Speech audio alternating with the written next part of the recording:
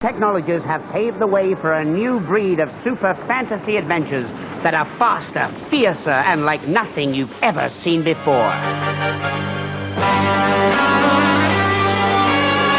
It's round, it's prehistoric. It could be Earth, but then again, it does have 2 moons. We're kind of secretive about that world. We don't want to give too much away.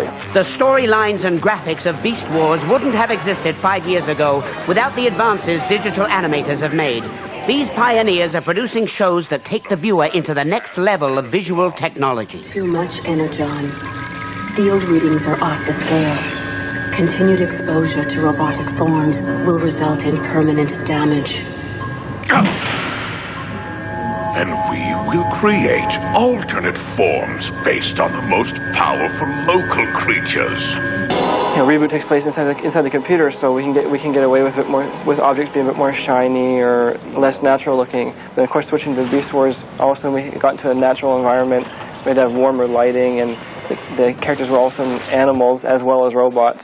So that presented some texture challenges as far as like making them look like fur or gorilla or rhinoceros skin or gorilla fur or whatever. So that was a bit of a switch. Just animating animals themselves is always a big switch from animating humans, obviously. We watched a lot of National Geographic videos and just anything we get our hands on just to try and get the switch from a 2-legged walk to a 4-legged walk. So. The name's Cheater. What's shaking, cats? First of all, leader of the good guys would be Optimus Primal. He's a strong, silent, leads by his actions. He took on the form of a gorilla. Maximize! Second in command is Rhinox. Living large is for forms like me, Rhinox. He's kind of like the technical wizard, but he's also taken on the form of probably the largest of all the Maximals.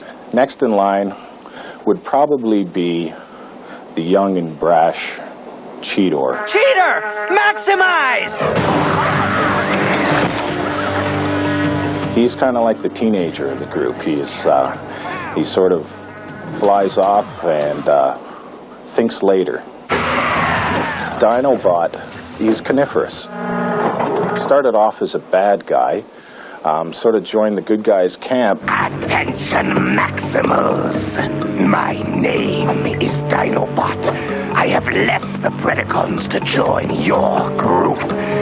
Megatron, terrorize! Villain is Megatron.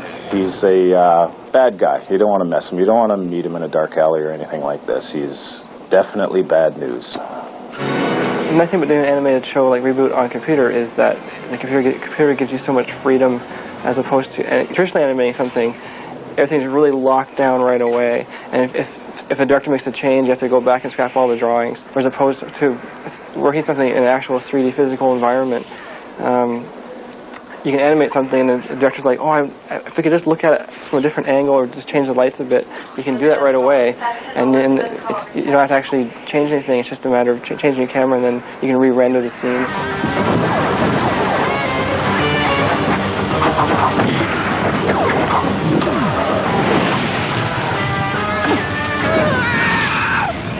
All the characters in all the shows we do, all have these internal skeletons called skeleton systems. Funny enough, and so this basically is just like a human or animal skeleton. We have the skeleton along here. That's its back. That's his back. This would be his back legs. This would be his front legs. So what happens? I can grab any one of these bones, actually start to move him. Reboot is one of those shows that has also broken out of the box insofar as it has children who enjoy it, parents who watch it with their children, sort of a cult thing with college students. Anybody who's into computers will watch it. Glitch! Tracer!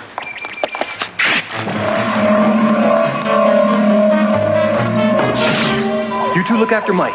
I'll take care of Mouse. Beast Wars tends to be much more narrow. Tends to be boys.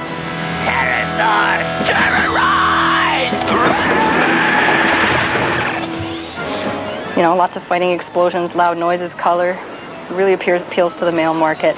But I, funnily enough, get calls and emails from adult men who find it quite a guilty pleasure that they watch this show. And I actually had a phone call from one guy down in New Orleans who said that we should maybe start a support group for men who watch this show. No!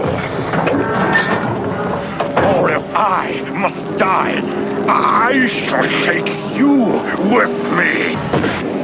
It becomes a very creative challenge just trying to get a show done and get it out on time, and then trying to meet the demands of the creativity in the script and just try to make an interesting product that people actually like to watch. With explosive graphics and vivid color, these animators are constantly knocking down the boundaries of computer animation. With audiences already climatized to expect a certain level of flash, these techno-wizards are always exploring new ways to continually impress the audience. You can probably expect a few surprises in the next season. That's all I can say. Splat presents Splatter, animation that is uncut and outstanding.